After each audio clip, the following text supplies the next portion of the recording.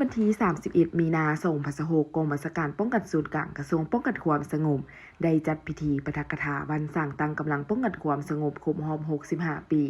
วันที่5 เมษายน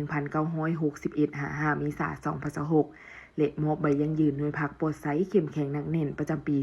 2025โดยการเข้าร่วมพันเอกศูนย์เพ็งสินทวรรองเลขาคณะพรรครองหัวหน้ากองบัญชาการป้องกันศูนย์กลางมีคณะพรรคและสมาชิกพรรคเข้าร่วม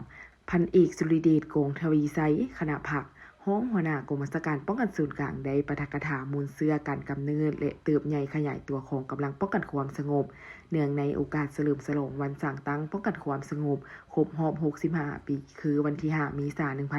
1961 5 เมษายน 2026จากนั้นพันโทศรีวิไลวงศ์พิมพ์หัวหน้าห้องการเมืองกองบัญชาการป้องกันศูนย์กลางได้ผ่านบทสรุปการก่อสร้างหน่วยพักปลดไซเข้มแข็งหนักแน่นประจำปี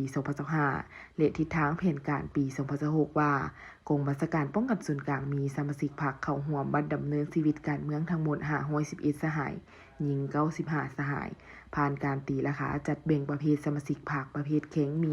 470สหายหญิง81สหายประเภทกลางมี12สหายหญิง3สหายประเภทโอน4สหายหญิง2สหายทั่วกองบัญชาการป้องกันศูนย์กลางมีหน่วยพักทั้งหมด22หน่วยพักเข็งมี15หน่วยและหน่วยพักกลางมี7หน่วย